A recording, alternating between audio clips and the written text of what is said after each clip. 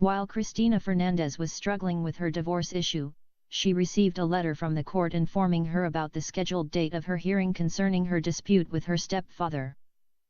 The court proceedings were to take place after 7 days from the time she learned that her divorce process might take 2 years in court and would never happen through the church. She had almost lost hope of getting her marriage annulled and marrying her American lover. Michael, true to form, kept on encouraging her through prayers and counseling. He spent hours and hours sitting with her in the living room and praying and singing hymns with her. He never tried to touch her or approach her in any way that might tempt them to commit adultery. Meanwhile, her husband kept sending his friends and some women from the church to convince her to leave the white man and return to him. He promised to accept her back and forgive her no matter what she had done with that white guy. His wife stood firm on her decision and frustrated all his efforts to get her back. In the midst of that marital turmoil, Cristina attended the hearing of her dispute with her stepfather. She had not seen her Muslim mother for many years, but that day she managed at last to see her. Her mother was dressed up in black burqa and covered her entire body except her face.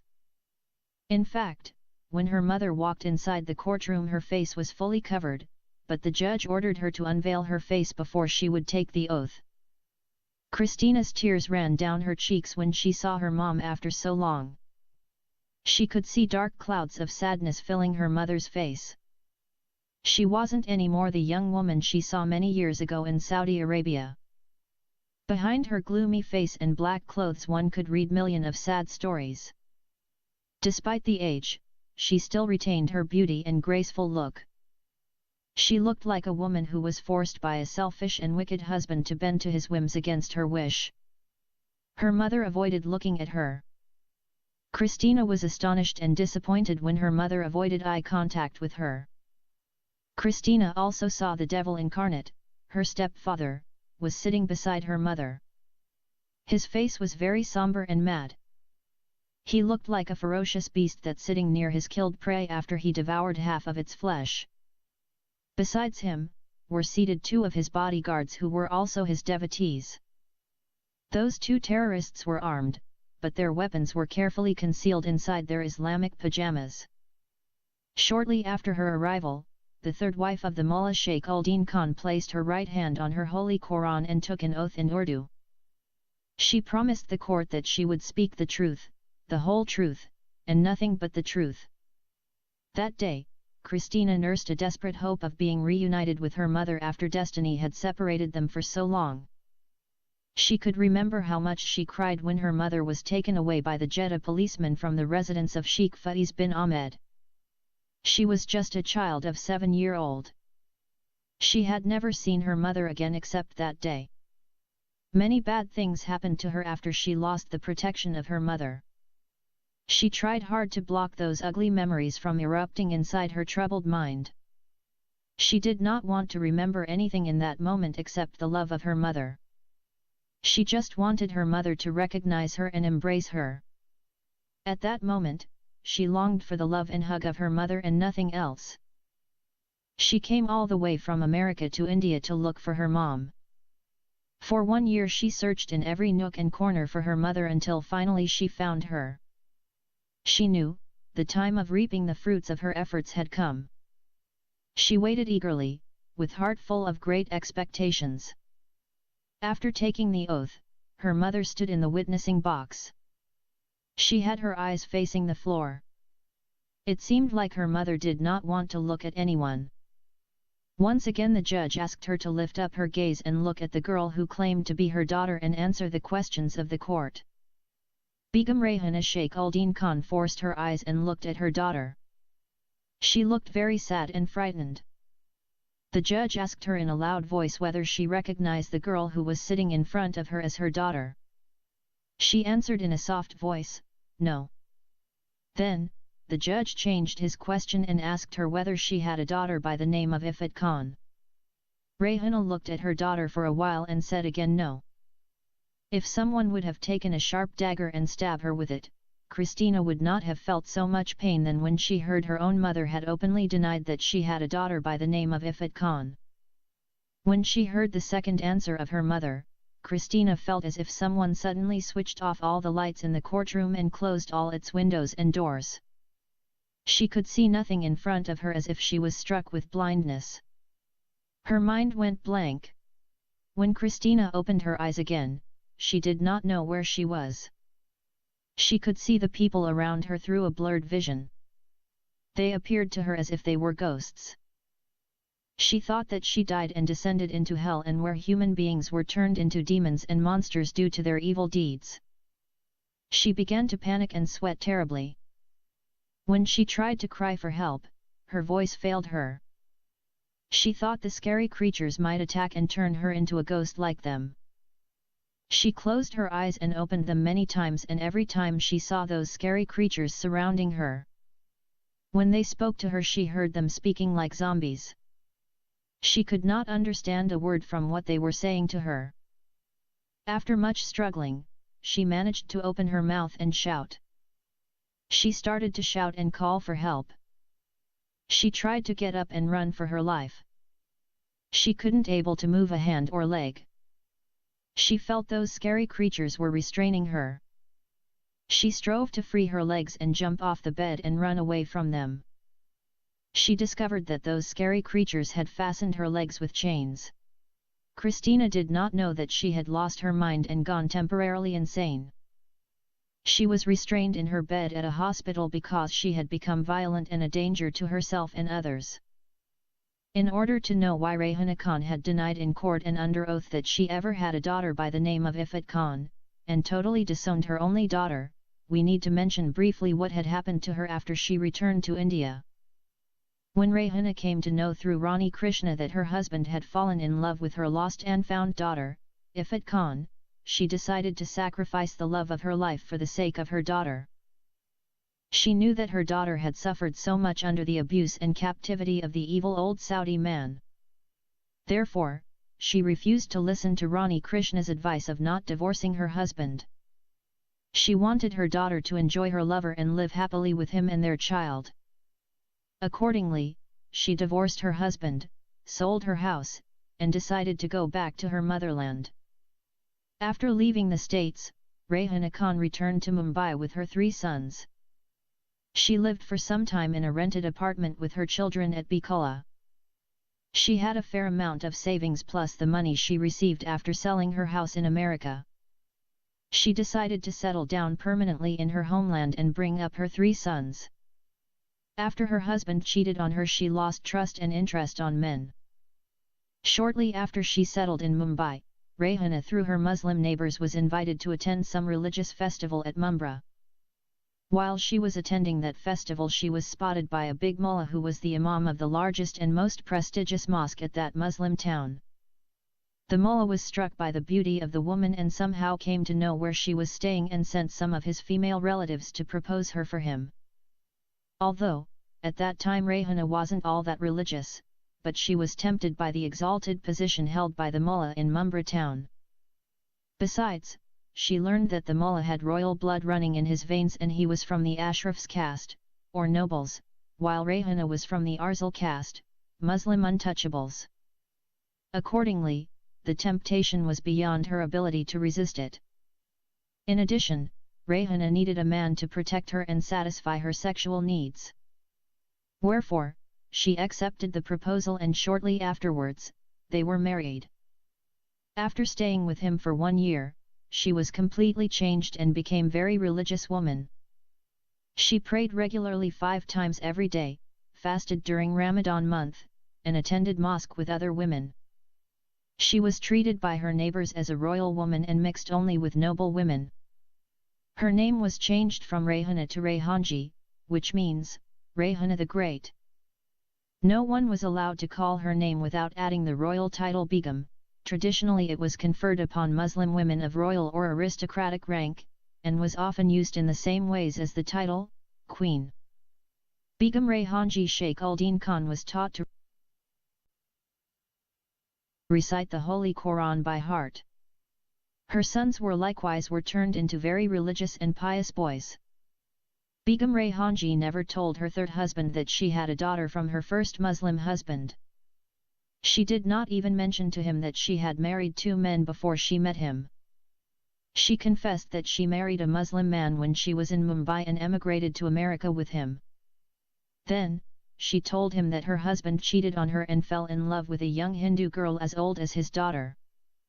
She left him and divorced him because he totally forsook her and began to live with his young mistress. He even fathered a child with his Hindu girlfriend. That day, when her third husband came and told her about the girl who claimed to be her daughter, Begum Raihanji found herself being confronted with a serious problem. Her husband told her also the girl said her name was Cristina Fernandez and she was born as a Muslim, but converted to Christianity. Begum Raihanji became extremely mad when she learned that her Muslim daughter Ifat Khan had left Islam and discarded her Muslim name and took a name of an infidel girl. She knew that her religious commitment and sentiments could tolerate anything her daughter might have done except forsaking Islam and converting to Christianity. She also expected that she might be divorced by her husband and her Muslim children might be taken from her and get kicked out of the Muslim community. Moreover, she understood that she would seriously damage the reputation of her husband among his Muslim adherents if she openly admitted to having an apostate as a daughter. Above all, she was worried that her daughter might expose her hidden secret concerning her second husband, Jamal Khan, who had left her and fell in love with her own daughter. Rayhana had no knowledge that her former husband was brutally killed by the Somali terrorists in the States. She thought that her daughter was still living with Jamal Khan. After weighing all the pros and cons, Begum Raihanji decided to cut all ties with her daughter. She considered her to be dead in her eyes and gone out of her life forever.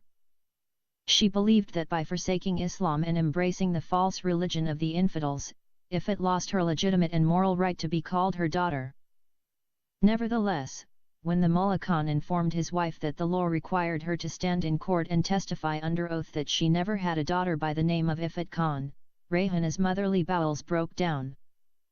She thought she could cut ties with her daughter without meeting her face to face. But, as a mother, she understood that she wouldn't deny her daughter in front of her and before all. Moreover, as a Muslim woman, how could she place her right hand on her holy Quran and tell such unpardonable lie? Begum Raihanji decided to face the wrath of her third husband and Muslim community and bear all the shames and confess in court her relation with her only daughter, Ifat Khan. Every religious leader in India is also a politician as well as a gunda, or gangster. Those 3 social positions come as one package in Indian society. You couldn't choose one of the 3 positions and reject the other 2. If you weren't a religious person, or even if you wouldn't believe in God and you decided to go into politics, you need to pretend to be a pious and religious person. Bail Thackeray, the founder of the Hindu political party of Shiv Sena, the army of Shiva, the god of death, was a very committed religious man, renowned politician and notorious gunda, and among Muslims his equal was Dawood Ibrahim, India's enemy number 1, and among Christians Antony Kalia. Kali is the goddess of evil. Perhaps, the only Indian politician who managed to avoid being a gunda was the father of the nation, Mahatma Gandhi. Gandhiji was a great Indian politician, and through his religious theory of ahimsa, non-violence, he compelled the British Empire to grant independence to India without shedding one drop of blood. Unfortunately, the Mahatma, the great soul, paid dearly for granting a separate country to the Muslims of the Pakistan state. For that great mistake, Gandhiji was shot dead by a Hindu. Like all Indian religious men, the Mullah Sheikh-ul-Din Khan was 3 in 1. He was more than a mullah, he was an imam, a politician, and a gangster. He was like the evil trinity, a false prophet, a devil, and an antichrist. He hated with passion Indian Christians. If he could, he would have killed all Christians of the world with his own hands. He also hated Hindus with passion. He was behind many of the bomb blasts that claimed the lives of many innocent people in Mumbai and other parts of India. When the feet of the so-called filthy infidel Christian whore came to the threshold of his holy abode, his heart was boiled with uncountable anger. The mullah could not believe his eyes when he saw a practically half-naked young woman standing in front of his door. He also could not believe his ears when he heard a Christian girl claim to be the daughter of his third wife, Begum Rayhanji. Worse than all, that little female creature shamefully boasted of being born as a Muslim and converted to the false religion of the infidels. If it wasn't for the Muslim crowd that gathered around her, and his reputation among his Muslim community, he would have strangled her to death and pour kerosene on her dead body and set it ablaze. The Mullah Sheikh Uldin Khan, like a police dog, could sniff a lie when he hears it. When he informed his third wife about the decision of the court, he read the truth through her reaction. Her reaction showed him that somehow there was a connection between his third wife and the Christian slut who claimed to be her daughter. Before he would force his wife to reveal the truth, he decided to find out by himself. Being a 3-in-1, he knew that wouldn't be a difficult task to perform in a few days. He sent 3 of his religious terrorists to some of his top police buddies, who were also Muslim terrorists like him, and working in the Mumbai CID department, and demanded a full report on the life of his third wife, Rayhana Khan. After 3 days, he received in his hands a 100 pages report on the life of Rayhana Khan. The report detailed her life story from the day she was born in a small village near the suburbs of the city of Aurangabad to the day she was married to His Excellency. Many small details in her life were mentioned in that report even Rayhana herself won't be aware of.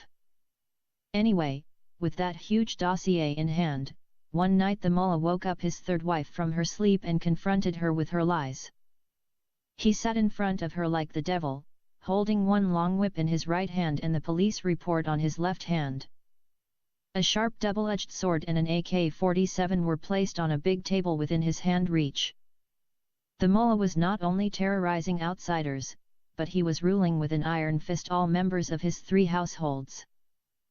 He told his third wife that he did not only come to know that she was married a third husband and gave birth to 5 sons with him, but also he fathered her only daughter, Ifat Khan. Rayhana responded with tears and pleaded for mercy and forgiveness. She knew that if she denied his findings he would behead her and bury her body inside her house. Then, he would fake her funeral and instead of her beheaded body he would bury a few pillows in the Mumbra Islamic Kabaristan, or graveyards. He could tell his other wives and children that he slain his third wife on honor killing or simply she committed suicide because he caught her on bed with another man. Rayhana Khan began to cry and went on her knees and kissed the feet of her terrifying husband and begged him for mercy and forgiveness. The vengeful mullah agreed to compromise if his third wife would agree to follow his dictation to the letter at the courtroom. If she refused to carry out his orders, she would not only endanger her life, but the life of her daughter as well. Furthermore, she would lose her 3 sons too. Accordingly, that day, Begum Rayhanji was escorted to the court by 3 Muslim Gondas. When she entered the witness box, those 3 goons were sitting among the audience and staring at her. They were fully armed and given order to shoot and kill mother and daughter inside the courtroom, which not rare occurrence in an Indian courtroom, if Begum Rayhanji altered the words that their master, the mullah, Satan al-Islam Khan put in her mouth.